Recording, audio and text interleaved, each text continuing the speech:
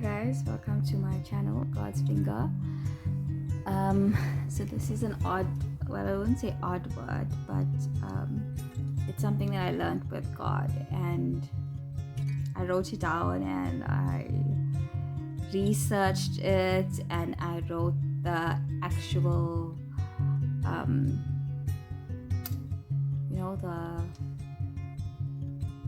the actual precise information about it, and I structured it, and I thought I was being all posh and everything. I guess I was trying to show God that I'm serious about His word, and I want to do these channels with everything and with all diligence.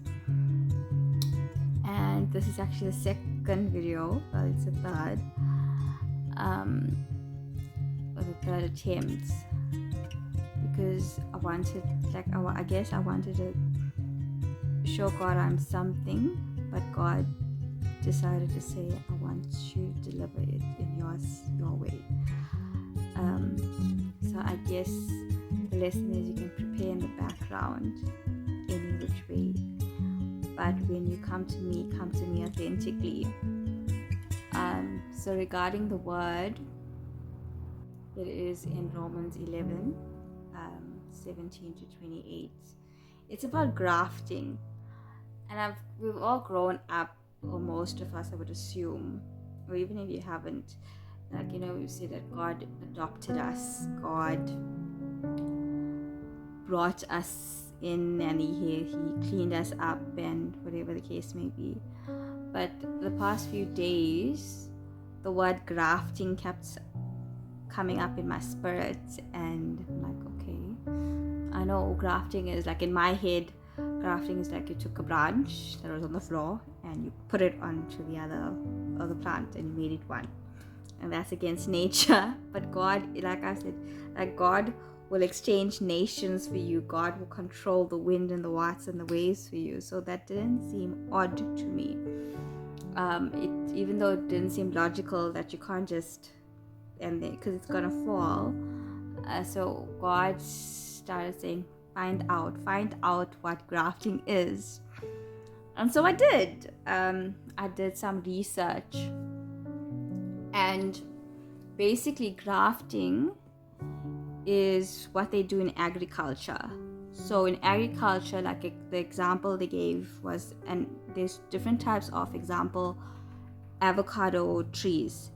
So there's one type of avocado tree, the trunk or the roots are basically weak, and they're not good enough almost, or strong enough or capable enough to support the trees, fruits and stems and leaves. And the tree itself, or the fruit plant that can come out of it, has so much potential to be one of the best avocado fruits they are, and the leaves are luscious, etc. But it has that capability, it has that potential, but the root trunk of it is not at that level to make the environment good enough for that tree to be the best that it can be. And then that's the one tree where the root is almost bad and the fruits can be good. And then you get the other tree where the fruits are not good, or the fruits are bad, but the root has that power. So this tree one, has the good fruit, bad roots, and this has the good roots and bad fruit. So grafting is what they do in agriculture, where they swap it around. They'll take the stem of this good fruit tree, and they will merge it with the good root on the other tree. So when these two combine, they are the best possible versions of themselves, because this root or this trunk can support and nurture and give all the ingredients for this tree that has so much, or for this fruit that has so much capability and possibility. And when you merge these both together, it produces one of the best forms of the fruits. So they do that in agriculture with the roses and plants, where they chop and change and almost like exchange body parts to produce something that would be the best in that version of the tree. And they disregard the environment that it came from, and they put it in a new almost environment. And it's almost like a transplant, like, to try and further explain it, where if a person passes on, it could have been through a flu, because people do pass away from flus, or it could be through like a leg injury or a bullet. They could have just been shot, so nothing was physically wrong with their body. So their organs are all fine. So now you have these perfect organs, but in a dead body, which is, the body is useless, but these organs aren't. And you could have a living person where their body isn't perfect, but they still have so much life to live. And so you take the organs from the dead thing that can still give life and still produce and still function and still have heartbeats left in it, or air in the lungs, or and you put that into this person that doesn't have the greatest of bodies. So now this person can live and thrive, and the organs can have its function. So that is what grafting is. So if you look at the verse, it says in the verse 24, it says, I took you from the wild olive tree. I took you from the wilds, and I grafted you in to a cultivated olive tree. So a cultivated olive tree is given every tool, or basically plant growing, nurturing resource to grow and thrive and produce good olives. And olives, you get these beautiful you get olive oil, and you get the fruits, etc. There's so many things that you can get from olives. And God is saying, I can do that in your life.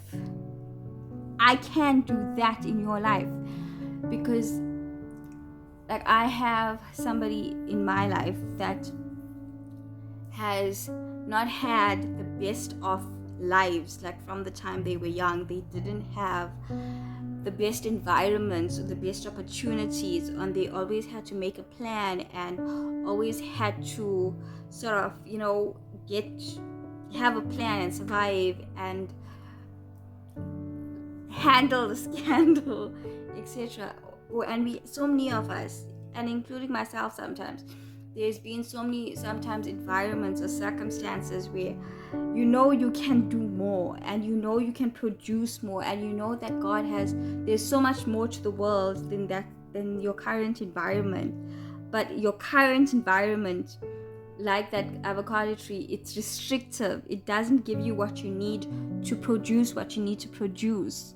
Like, you could be one of the best singers in the world, and like with these talent shows, these people were ordinary people that just got on the stage, and because now they had the environment, like the studios and the Simon Cowells or the mentors, like with X Factor or these talent shows, that basically now poured into this fruit, and it's just they became one of the best hits, or the best, most popular artist or talented, and now they have a whole different life.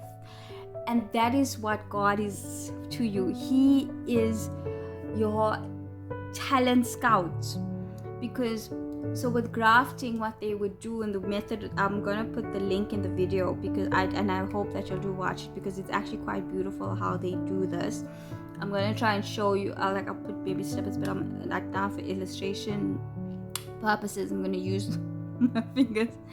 So this would be example from the good ground, the good trunk, whatever the thing may be, and they would be obviously different stems and different branches.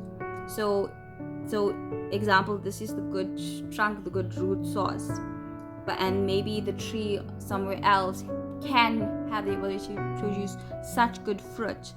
So they would cut a little piece like literally it could be my pinky size or even smaller. They would cut a little piece, just a little, and then what they would do is they would just slit, like make a slot, a little slit, and just put the stem they cut in, and then, like you would never even think it, they would tape it up. They literally put one piece of stem, or scion is called, into that trunk piece or wherever the cut is, because there's different methods and there's different techniques, because God has different techniques and different ways and different methods for different people. He handles us according to our personalities.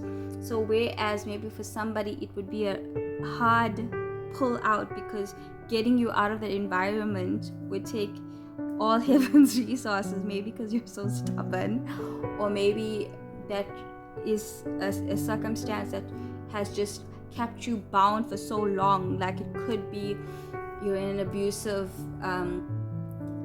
unhealthy marriage or relationship, so it would take everything just to get you out. Or it could just be a quick thing where you just needed the door, you just needed the gap, you were just waiting on the opportunity. So it could be a small quick incision. So there's so many different techniques of grafting. So God will customize his grafting methods and grafting techniques for you, and he will cut you out, and then all he needs to do is he needs to place you. And once he places you, he sort of binds you there. So he's going to you, sometimes you'll say yes to God, but when he actually does what he needs to do, you find that you're now stuck and there's no way out. Like even if you wanted to, for a time, just for a time, like so many places in the Bible, it says, for a little while I hurt you, for a little while I abandoned you, or it felt like that he abandoned you, or after a little suffering then comes the blessing. It's just, that's the grafting period where you're merging, because grafting is where tissues of one plant and tissues of the other plant merge. So you're merging into your environment. It's just like an organ transplant.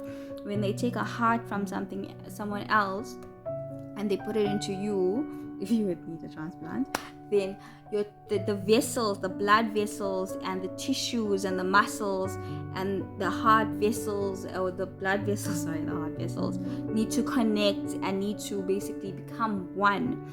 And there's a time period that you will be under observation, so that they can watch whether you are accepting this heart that is from a foreign place and it's put into you, or whether it rejects. And that time is so critical, because even in grafting, there's basically, through those weeks that they're taped up, the plants, either one piece can reject each other, and then it won't be successful. But if it is successful, then obviously you're going to end up with this built up tree that has the best roots, the best leaves, and it's going to produce the best. And the purpose of grafting plants is multiplication and duplicating the same gene in more. And that's what God does. He wants to take you, merge you with himself, because a combination of you and your purpose, which you haven't even tapped into, he can see the fruit in you, he can see the potential in you. He can, even though you could be in an environment that's desolate and dark and restrictive and just gives you problems, all you're doing every day is facing another problem, putting out another fire, making a plan for another situation. He can see that you have so many skills, because you've been doing it up to this point. You have not had a failed day. You have not failed as yet. And he sees that potential in you. He sees his character in you. He sees everything that you can be. And he wants to take you out of that environment that restricts you, that environment that contains you, that environment that's cursed and dark, that has full of generational patterns and generational curses and just problems. And that's how the enemy is keeping that environment dark and that environment not to thrive. He wants to take you out of there, and then he wants to place you in his vine, in his roots. Because when you merge with God, everything that the kingdom has access to and everything that plant originally has access to is what you will have access to. And it's just like an adoption. That's what it's like. So when you're adopted, you don't have to come with anything. You don't have to come with a house or money or anything, because you're new. You're a baby or you're a child, because there's a certain age, and just like grafting, there's a certain time frame, there's a certain season for it, and it's just a matter of acceptance. When you're adopted, your adoptive parents could, when they just started out their life, they could just have been young teenagers who had nothing to their name. Maybe they lived in a little apartment and they had a little car and whatever the case may be, and maybe by the time that they realized they wanted children, they've now built up, maybe they've started their own business and they have now a 5-bedroom house and multiple cars. When you're adopted, there's nothing that you worked for in that home. There's nothing that you've added into you. They just want you, and God just wants you. And when you're put into that place, now you're the son of A, B, and C, and you have access to those 5 rooms. You have access to the vehicles. You have access to the food and the sustenance in that house. You have access to water. It's just like how, example, like Angelina Jolie, she goes and she's adopted her children from like the very poverty-stricken countries. I think one of her daughters' names is Zara. So Zara grew up in an African country and she was basically malnourished, etc. Zara did nothing to earn that. Zara just had some connection with Angelina that she saw, and Zara was taken. I hope the child's name is Zara. Was taken and basically put into this Hollywood movie star's home, and everything that's Angelina's is now Zara's, and she partakes in acres and acres and multiple houses and anything that is at her want and her disposal.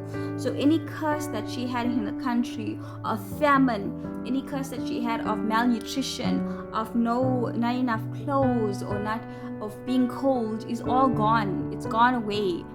And she is now if she wants a blanket, if she wants food, she can just walk into whatever room that she needs, whatever it is that she requires, and partake of that. And that is what grafting is. And it's an actual thing that's done in nature. It says it goes against nature, because you're taking one and you're merging it with the other, and you're controlling nature. And God wants to control your environments. Not control in the sense of a bad. He wants to create and cultivate this for you. And it's so amazing, because like there are so many people and so many kingdom people that come out from such different walks of life. Like you see that like in this day and age, people, when they tell their testimonies, they were on the streets, or they were, wrapped up in drugs. They were like in jail. They were maybe in an abusive relationship, or maybe poverty stricken on the streets. Like Israel Houghton's mother was homeless and she was almost going to abort him. And look at him now. Like he's one of the greatest gospel artists that they are. And what I'm saying to you is God is inviting you. He's inviting you to be grafted in, because you have to accept. You have to accept that environment. Just like that heart has to accept the body it's put it into, that avocado stem has to accept the trunk. And accepting Jesus is being grafted in. And accepting the reaching out, and accepting that calling. Because being a child of God is a calling. It is a calling. And you have to answer the call. And once you do that, whatever generational curses you had, whatever issues you had, no, it's not going to be easily fixed. It's not going to be an overnight magical show that just happens. It's a process, because you've got to learn about your new environment. There's so many people that actually self-sabotage healthy relationships. Like they've been into so many unhealthy relationships, so that when they actually find a healthy person and a healthy environment, they self-sabotage because they don't know what to do with a person that's not attacking them. They don't know what to do with a person that's encouraging them. They don't know what to do with a person that wants the best for them. They don't know how to react to that person, so they keep on picking on the person and they self-sabotage.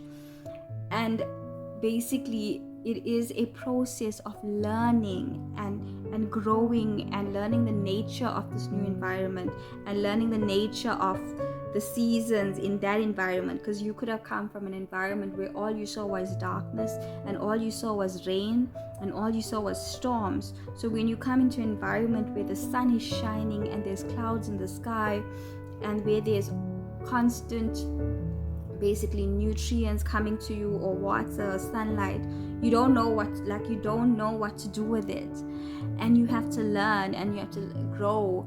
And that's what grafting is. It's learning and growing and becoming one with the tissue that you've been planted into. And grafting, like if you look at the video I'm going to put in, there's different techniques for a successful grafting venture. So they don't just take multiple anything and put it on a healthy plant, because that doesn't mean it's going to be successful. There has to be what's called an alignment and a pressure. So the alignment, you have to align obviously the tissues properly, and there's different ways and there's certain places you cut, and there's certain places you put the stem in and you tape it up, etc. And there's certain pressures in terms of how it's bound, etc. With God, for it to be a successful thing, you can't keep fighting God. You can't keep resisting him. You have to align yourself even when there's pressure. Because if you look, example, at the children of Israel, he promised them, the promise was beautiful. The environment that he spoke about was almost like a fantasy, like a land of milk and honey. And that sounded just so perfect. Like you just skip in and the butterflies would be flying and the milk would be flowing, etc. But the process that they had to go through, the pressure they had to go through, the coming into alignment that they had to go to until they reached that land and inhabited it, could have killed them. Because ultimately, if you take that stem and you put it in another plant and it doesn't accept, it's gonna die.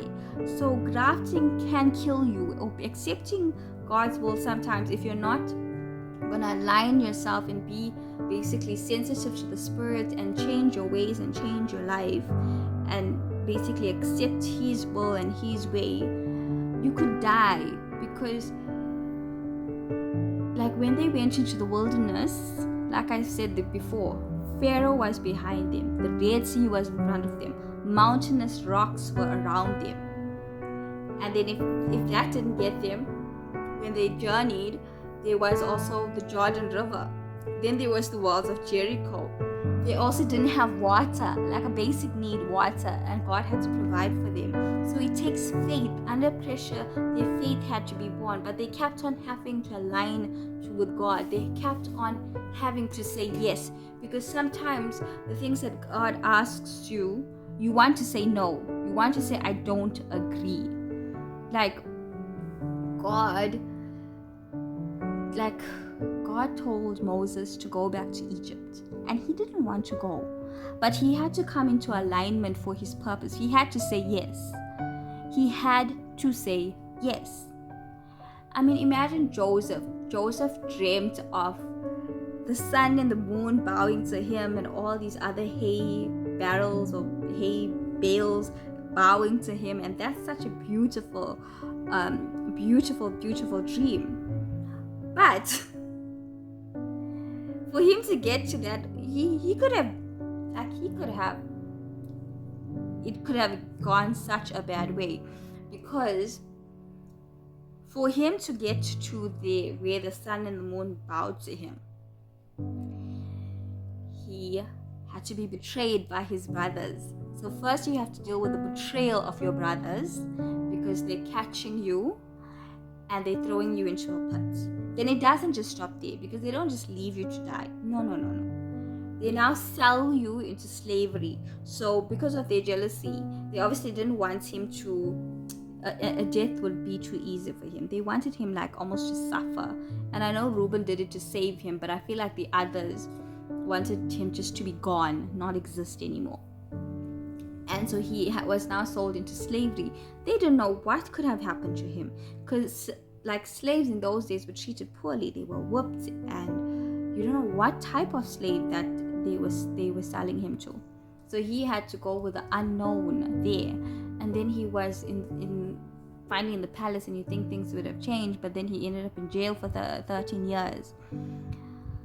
But in all this while, he never stopped believing in God. He never stopped the relationship with God. He never stopped with his gift. Even in a jail and in prison and being accused of rape, and he never stopped fulfilling his calling. When a dream was there, he interpreted it. He kept aligning himself with God. The children of Israel, yes, they murmured, and some of them died in the wilderness, and yes, they, like, there's so many verses where God gives it to them, but they kept on aligning it, and they eventually landed up in the land. God has been grafting different environments for so many years. Like, look at Esther. She was just a girl, a little girl. Well, not a little girl, but like, I think she was in her teenage years. But just a girl who said yes to her uncle, who was just obedient to her uncle, who said that they're looking for the new queen and they want all the young girls and whatever. And they, changed her name so that she wouldn't be found out. And she just kept aligning herself under the pressure, because it must have been scary to be in a kingdom with all these other women, and then you're prodded and you're poked, because there's oil treatments and there's this treatments and that beauty treatments, and you're pulled, and that must have been daunting. But she kept on saying yes, and she ended up as queen. Because if she did not end up as queen, it wasn't going to be nice. What she was going to be was a concubine, because the rest of the women that were also basically taken into the kingdom of King Xerxes became his concubines. They stayed in the harem, I think it's called, and that could have been her destiny. But she kept aligning herself with God, and she kept saying yes to the right things, and she kept being true to herself. My point is, like, I think one of the things I get upset with, especially with videos and like social media, and we all want a good feel message, is that following God is easy, and following God is not. Being cut off and removed from your home, being cut off and removed, even if it's unhealthy, or the environment, even if it's it's yours, and it's familiar, and it's home, and you're connected, because to be a plant you have to be connected, and you're connected from there. And so it could be an environment of work that you've worked and you've toiled for so many years, and now something's happened. It could be an environment of an unhealthy marriage. It could be a friendship that's just toxic. There's so many different situations, and to be removed from there is scary, and to be removed from there is unknown, especially when you don't know where you're going, and you don't know where God is leading you to, and you don't know the plan, because God doesn't always reveal the plans. Like I said, he protects us each way from ourselves, and also he protects the plan from Satan, so that you don't know, you can't poke, and to be removed from that and just rerouted and redirected is scary, and saying yes to an unknown future is scary. And then being put into a new environment where you don't know whether you want to be in that environment, and you don't know if they want you there either.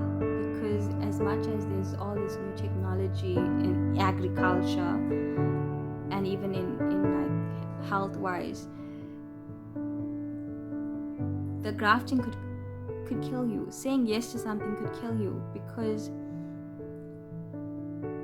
accepting an unknown kill that body, because it had life and it took a chance at accepting something foreign into its body, and it doesn't know where that heart came from, and it doesn't know the person that it came from. All it knows is that the test checked out and it was put in. But if the heart operation is not successful and the body rejects this heart, that person can die. So no, following God is not easy. Some people died in the wilderness, and it's all about having that never say die determination. Because Caleb and Joshua, even when they saw the giants and that they were bigger than them, they also looked at the fruits of the land, and the land was big and the land was plentiful, and they saw that. So you've got to have a never say die determination when you're following God, because when you're being grafted in, there is a test done to see if it'll be successful. So farmers just don't go willy-nilly and sort of put things together. They do a test. So part of the test is obviously they know whether they can align it, and they know that that plant can handle the pressure of being redirected, and if that root can sustain that plant. Because even in the verse it says, you don't support the root supports you. So they need to know that that root can support what it's bringing into that environment. So they do those tests. They also do a compatibility test. So they look at the DNA of that plant, and they look at the DNA of that plant, and they see if there's any compatibility, because obviously these tissues must be able to merge. If it's not able to merge, it's not going to be successful. And so, you have to identify. So God is seeing something in you that he's seeing in himself. Because the reason that there's a calling for you, and the reason that God is pursuing you, and the reason that God is chasing you down, is because he hasn't just selected any tree. Because you don't select any tree, you don't select any stem.